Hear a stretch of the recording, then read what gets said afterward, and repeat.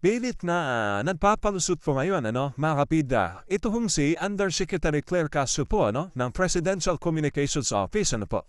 Matapos pong nabuking mga kapida, ito hong si Pangulong Ferdinand Bongbong Marcos na fake news yung kanya hong pag-anunsyo po mga kapida na nahuli na raw. Ito hong si Zaldico, na mga otoridad po doon ho sa Czech Republic po, mga kapida. Okay? Mismo ang Department of Justice na po, ang nagkumpirma po mga kapida na wala pong nangyaring pag-aresto at hindi po inaresto si Zaldico, mga kapida, doon ko sa Czech Republic. Taliwas doon ho sa balita at anunsyo po mga kapida ni Pangulong Ferdinand Bongbong Marcos. Okay? Ito hong si Yusek Claire, Kodo Depensa po ngayon, mga kapida. At iginiit na hindi daw nanggaling Pangulong Marcos ang term na arestado. Okay? Hindi nga. Kasi ang ginamit po ng Pangulo mga kapida na termino ay nahuli. Okay? Ano ba pagkakaiba po ng nahuli at saka arestado? Alright? Eto, babasahin ko muna mga kapida itong article po ng balita ngayon, At later po, magre-react po tayo dito sa palusot po, mga kabida, ni Undersecretary Claire Castro po, Iginiit ng Malacanang na hindi fake news ang naging pahayag ni Pangulong Ferdinand Marcos Jr. hinggil sa sitwasyon ni Zaldico sa Czech Republic sa gitna ng lumalaking kontrobersiya kung ito ba ay pag-aresto o simpleng pagkakaharang lamang.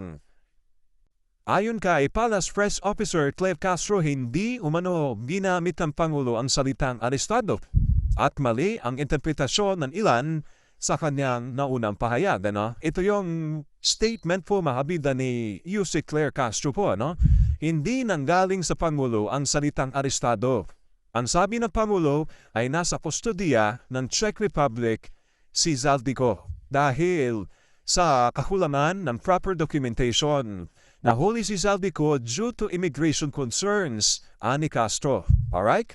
Ang paglilinaw ng Malacanang ay kasunod ng pahayag ng Department of Justice o DOJ na hindi may tuturing na arrests ang nangyari kay Ko sa ilalim ng batas ng Czech Republic dahil wala itong arrest warrant doon.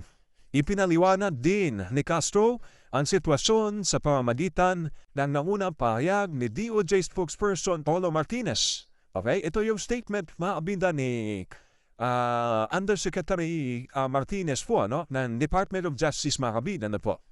To clarify, Zaldico's liberty was indeed restrained due to lack of proper documentation. For analogy, it's similar to a situation in the airport where the person arrives and immigration denies entry or exclude the person. There is a deprivation of liberty to a certain degree, dagdag niya.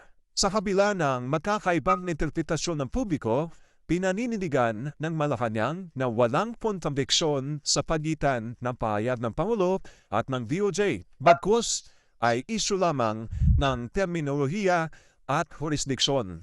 Habang nililinaw ng pamahalaan ang legal na aspeto, nanatiling sentro ng diskusyon ang tanong kung hindi inaresto sapat ba ang paggamit ng salitang nasa kustodiya upang may paliwanag ang tunay na nangyari.